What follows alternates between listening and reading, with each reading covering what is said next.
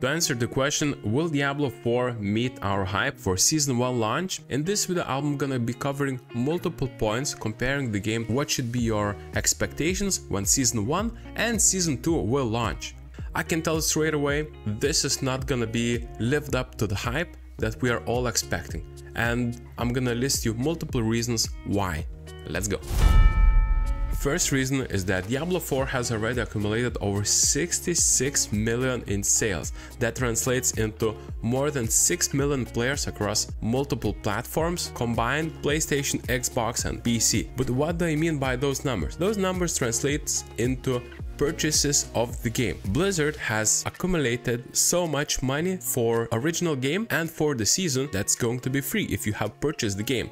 And most of the players that I have noticed have purchased digital edition or ultimate editions that include all of the battle pass unlocks and all of the upgrades within the season. So this means that there's no so much pressure on Blizzard's end, so they would deliver something exceptional or unique when it comes to bringing up value to the players. And I'm not trying to specify that the Blizzard is greedy or they're just doing mistakes purposely. The second option I'm gonna tell you is that from the very early on when the Blizzard has announced Diablo 4, they have shared with us multiple betas. There was closed betas that was not announced with people playing under non-disclosure agreements, so they would not disclose any sort of updates that have happened before the game was released. This happened with multiple content creators that shared so much content right before day of the release that YouTube was overwhelmed by the number of guides that was available for each and every class.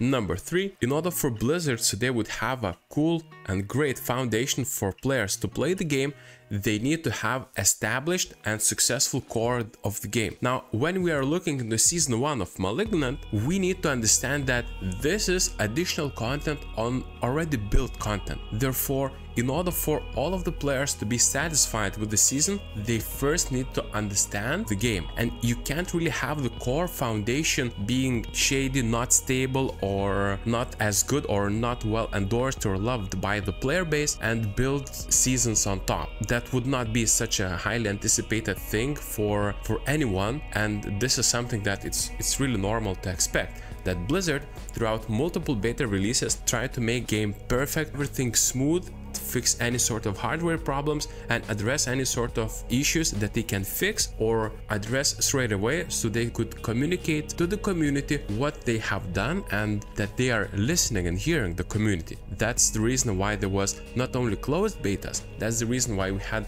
multiple open betas so we could try different classes before the game even launched. Fourth thing, in order for Blizzard so they would have a successful launch of the game, they first need to address the core problems. And even though we have discussed the beta releases and announcements and closed betas, it's not enough. The thing is that not everyone is willing to participate in beta and participate in the game that's going to be changing each and every week. And as we remember, there was beta every 2 weeks. Now what happened after the game was fully released, there was such a huge wave of players starting the game and playing the game for the very first time. It's fully expected and it's fully normal that Blizzard has received so much of feedback so that they would improve the game that they had to take the action.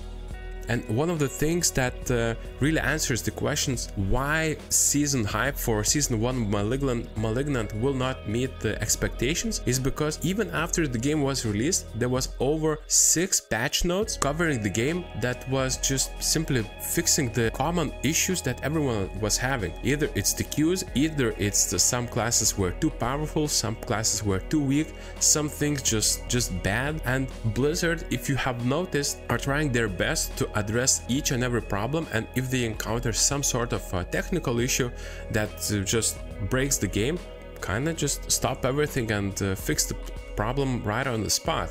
However, if it's a lot of minor things, they're combining it into one sort of patch note, as you can see here on the screen, and they're addressing and sharing those with us. In order for us so we could have a perfect season launch, we need to have a perfect foundation of the game. And Blizzard, in my opinion, is doing the very right thing. They are addressing the core problems of the game so that when we are going to play on the season launch, we're gonna have a good foundation so that instead of us focusing on issues that goes with the game, we would be focusing on issues that goes with the season, because of course those things are expected. Okay, I'm gonna jump the next point. Even though from our eyes Season 1 Malignant seems very small, I don't believe that Blizzard is holding something back or just hiding any sort of additional information from us. Since we are discussing the first season, it's fully normal and expected that Blizzard will not focus too much on giving the maximum effort on Season 1 and Season 2,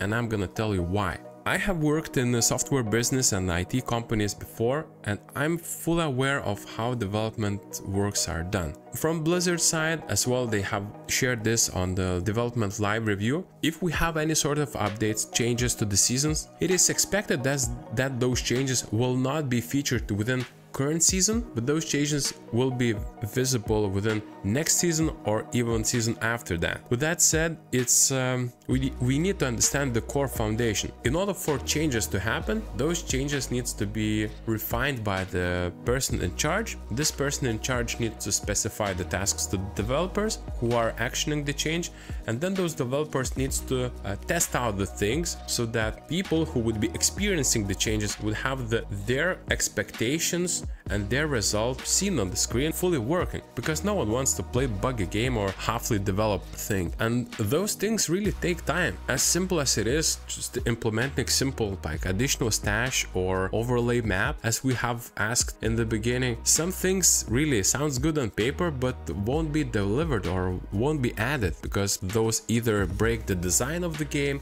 or break the overall flow of the game, or is just reprogramming the whole scene and may just cause additional problems or just may not work at the end. Again, I have worked in the software business and I understand that each development has its own seasons, you may call it. There's like periods of 2 or 3 weeks of development when if you are developing something, you are developing for 2 or 3 weeks straight.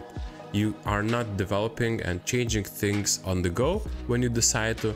It's a planned work that involves multiple teams or multiple developers, and it's really hard to do multiple changes at once. That's why there are split teams that do the work and help to make the game perfect, even though it's not like faster, even though it's not the best way we would expect for a game to be released and game to be done, but it's the best way known for us that it could be delivered at all. It's rather than having again a buggy game, you would have a complete game that's polished, tested out, marketed. You'll have a trailers done on top, and you'll have a communications and developers fully aware of the change and fully documented change that you could as well experience and see for yourself. It is a hard topic to chew, but yeah, it's a thing that we need to understand and need to know, because now we're just laying the foundation. Will Diablo 4 Season 1 Malignant match our hype? Look into direct competitor Path of Exile.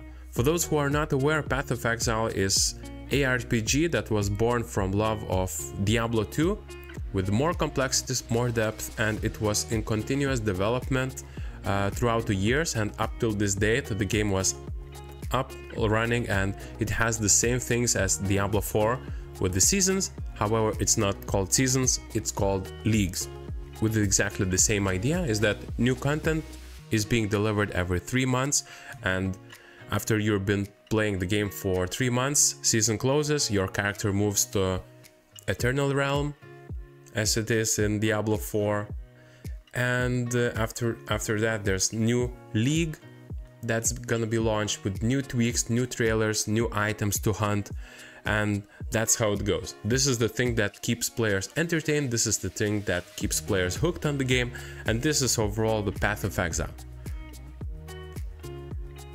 When we are looking at the Path of Exile now, I can tell you, first season was launched on 2013. That is around more or less 10 years ago. So imagine how many things was added into the game. And most of the player base is now comparing Path of Exile to Diablo 4. Just imagine. 10 years of development and continuous improvement and listening to players' feedback, and you have like how much, like 1 month of listening to players' feedback. you can't really do so much changes, and it's likely and it is expected for players to expect as big of a game as Path of Exile is, as it is a direct competitor. However, I did a little bit of digging and I noticed that this is basically the core reason why I have decided to make this video. Is I have looked at very first seasons of Path of Exile when they just released their first league. And you know what? It was extremely small. First leagues was so small on item giving and rewards, it was just surprising. They have launched, first league was for 4 months, and after those 4 months, all of your rewards was just getting a custom items to drop, and that's it. It's not something that you can achieve. There's no leaderboards, there's no additional mechanics, there's no stat checking how much you're going to achieve. I went into a little bit deeper and I noticed that there's even a race that was created by Path of Exile so that you could race to number 1, and rewards was well, it can't even compare to nowadays rewards when players are playing any sort of games. And if you are achieving something, you're likely to be rewarded something. In Path of Exile, throughout the season, in 4 months, you have ability to achieve like 6 items. This is because the league was made in 2013. Back in the day, those things were just starting to unwrap themselves. This is the very beginning of the things. Developers who have created this thing, and I'm not too sure if they have invented this thing on their own, I believe not really, but I fully understand that they have tested it with their player base, and how much of the player base is really focused on receiving so many items. They're expecting to get a lot of items, or they're just simply playing the game. They like to fresh new start and they don't really care about any sort of achievements. And they were able to test it out. They were able to see what is the likeliness and what is the goal of players who are participating in Path of Exile leagues. Looking into Diablo 4, we can't really see the same statistics as there was no seasons in Diablo 4. I'm making a prediction, leave a comment down below if you agree with me or not, that Season 1 and Season 2, as it's 2 separate teams, will be as minimal as possible, as even though we are openly presented with idea of season that's gonna be Malignant or any sort of different name that's gonna be launched, but idea is not for us to experience the maximum amount of gameplay, but it is for us to simply see and show Blizzard what kind of players we are and what is our aim in the game. Either we want to play for max levels, fastest grinding, and we don't really care about seasonal items, or that's absolute our focus and we don't care about anything that's happening within the game, and our main focus is collecting seasonal achievements, seasonal cosmetics, and just filling up this battle pass tier progression to the maximum and then just closing down the game. So I believe this is for us to show and tell Blizzard how things will unravel and how things will be. I'm making this video as a prediction that I'm 100% sure that will happen, and people will be dissatisfied by Season 1. This is just the very beginning of Diablo 4, and we need to have high hopes, but we need to be realistic at this point. Thank you guys for watching and see you in the next one.